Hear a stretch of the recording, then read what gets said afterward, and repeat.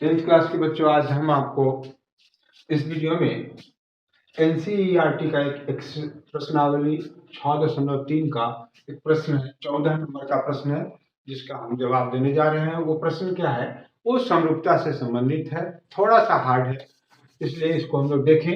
इसमें कहता है एक त्रिभुज एबीसी की भुजाएं AB और AC तथा माध्यिका AD एक अन्य त्रिभुज की भुजाओं PQ और PR तथा माध्यिका PM के क्रमशः समानुपाती है, तो दर्शाइए कि त्रिभुज ABC समरूप त्रिभुज PQR।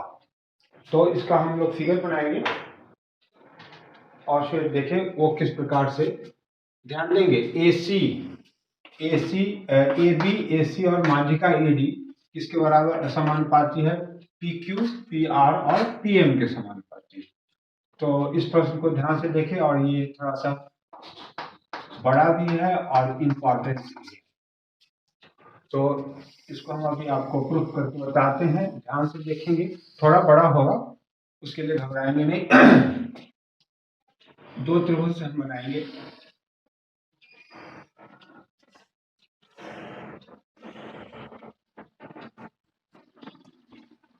ये ए बी और ये सी, डी ई और एफ, ये दो त्रिभुज हो गए,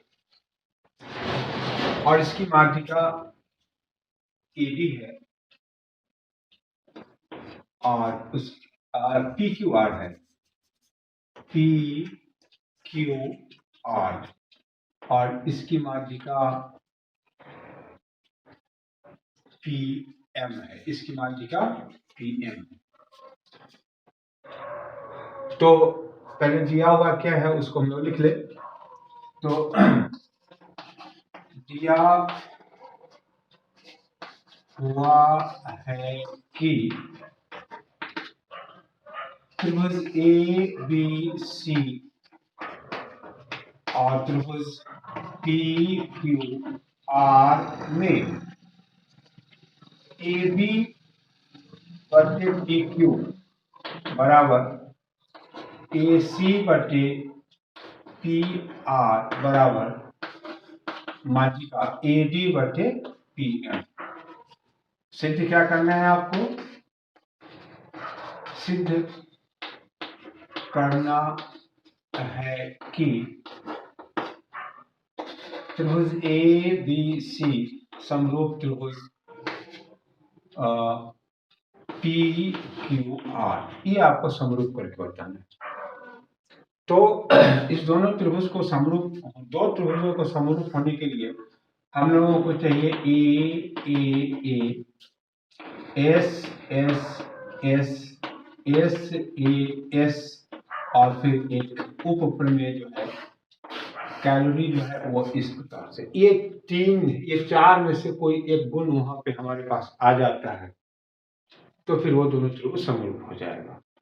तो यहाँ हमारे पास क्या आ रहा है? ये अगर इसको लागू करना चाह रहे हैं तो उसमें ए बी बटे पी क्यू ये सही है, ए सी बटे पी आर भी सही है। यहाँ है माध्यिका ए डी बटे पी एम दिए हुए, जबकि होना क्या चाहिए? बी सी बटे क्यू आर होना चाहिए। तो फिर ये मुश्किल हो रहा है। तो यहाँ पे अब हम लोग क्या करें कि इसका हम लोगों का उद्देश्य कोण ए और कोण पी को इक्वल करना होगा। तो उस नियम से एस की सहायता से वो दोनों त्रिभुज समरूप हो जाएगा। अब ए और टोटल ध्यान हम लोगों को ए और पी को बराबर करने के लिए लगाना पड़ेगा। इसको एक कोण मान ले, इसको दो मान ले, इसको तीन मान ले, इसको चार मान ले, और बनावट में फिर हमको देना पड़ेगा, कंस्ट्रक्शन यहाँ देना पड़ेगा। तो इसका नाम ई दे दे, और फिर इसको आगे की ओर हम लोग बढ़ाएं तो इसका नाम पी क्यू आर ई, तो यहाँ कुछ भी दे दे, टी दे दे। अब इस बात को और फिर इसको मिला दे, ये इस प्रकार से मिलेगा और इसको इस प्रकार से मिलेगा। इस दो हम लोग रचना बनाए हैं, इसको सिद्ध करने के लिए हम लोगों को कंस्ट्रक्शन देना पड़ेगा। तो उसको हम लोग लिखेंगे बनावट।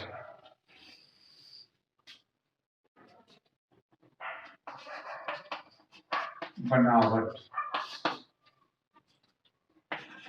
माध्यिका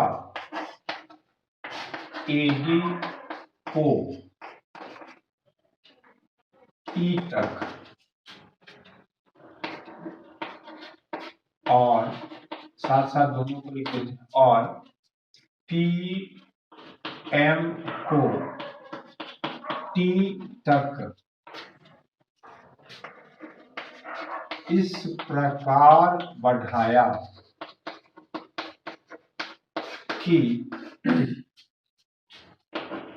AD बराबर DE तथा PM बराबर MT, PM बराबर MT और EC और TR को मिलाया, EC और TR को मिलाया। ये हम लोगों को क्या करना पड़ेगा कि इसके बराबर हम लोग इसको खींचेंगे और इसके बराबर इसको खींचेंगे और फिर EC और TR को मिला देंगे। अब प्रमाणित करने के लिए हम लोगों को इस त्रिभुज मतलब ADB और त्रिभुज EDC को सर्वांग करना पड़ेगा। तो किस प्रकार से होगा, वहां लिखेंगे प्रमाण।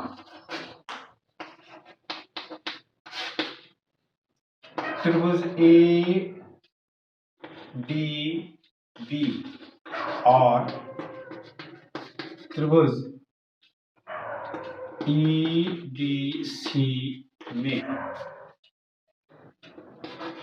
AD बराबर DE कहां से आया, कंस्ट्रक्शन से, ये बनावट से। अब कोण को बराबर कर दे, ये शीर्षाभिमुख कोण हो जाएगा, कोण ADB बराबर कोण EDC। ये क्या, कहां से, शीर्षाभिमुख कोण है, ये शीर्षाभिमुख कोण है। और फिर BD बराबर DC,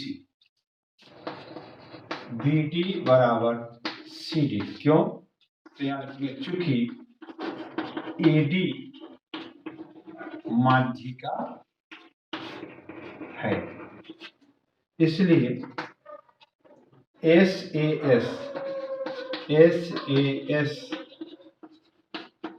सर्वांग समता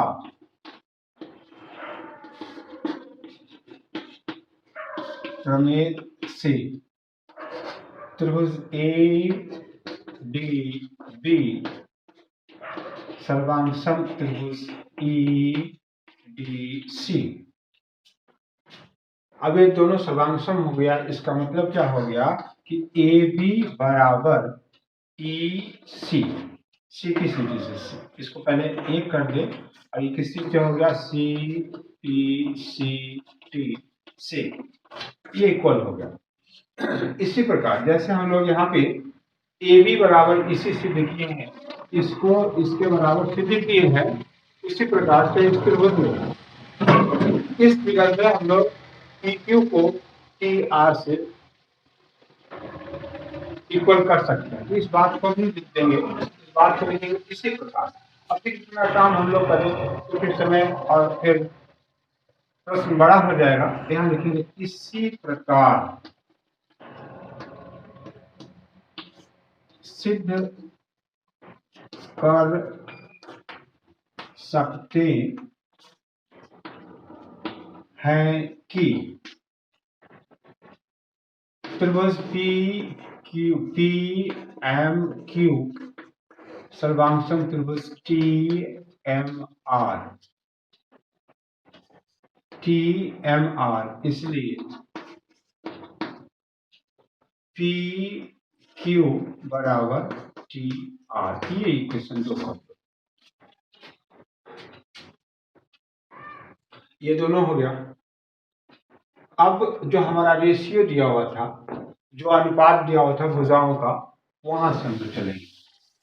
तो देखिए हम लोगों के पास क्या आता है।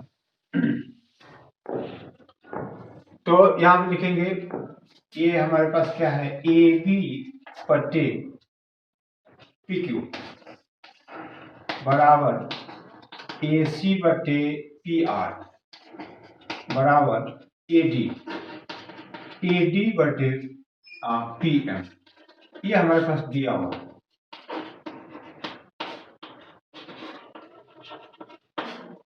ये कहां से आ गया, दिया हुआ। अब इसमें हम लोग पी क्यू को टी आर से और ए सी बटे और ए बी को ई एफ से चेंज कर दे तो क्या होगा, क्या लिख देंगे, ई एफ बटे टी आर बराबर ए सी बटे पी आर। और यहाँ जो दिया हुआ है हम लोग क्या करें, इस दोनों त्रिभुज ए सी ई और त्रिभुज पी आर टी को समरूप करेंगे तो समकोणिकता से कोण 2 बराबर कोण 4 आ जाएगा। तो यहाँ पे ई एफ बटे टी आर बराबर ए सी बटे पी आर और यहाँ ए डी है उसको हम लोग लिख दें 2AD बटे 2PM। तो ये आपका क्या हो जाएगा, EF बटे TR बराबर AC बटे PR बराबर 2AD और AD और AD ये दोनों इक्वल है। इसका मतलब क्या हो गया, AE हो जाएगा AE। तो AD का मतलब हो गया AE क्योंकि दोनों बराबर है बनावट से। और वहां पे PM 2PM का मतलब हो गया PT, यहाँ हो गया PT।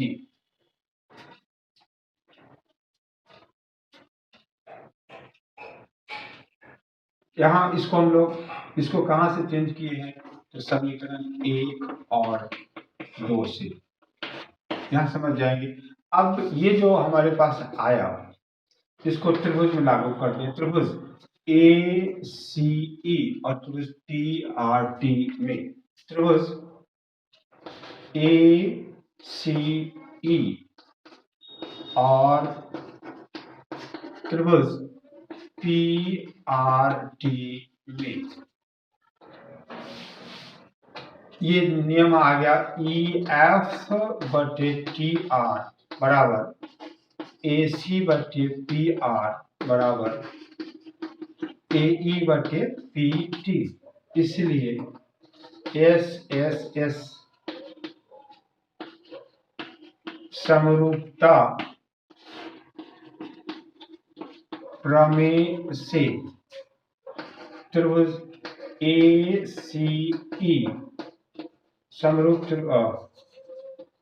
AEC समरूप त्रिभुज PRT जब समरूप हो जाएगा तो ये समकोणिक भी होंगे, इसलिए कोण 2 बराबर कोण 4, इसको हम लोग मान लेंगे तीसरा समीकरण।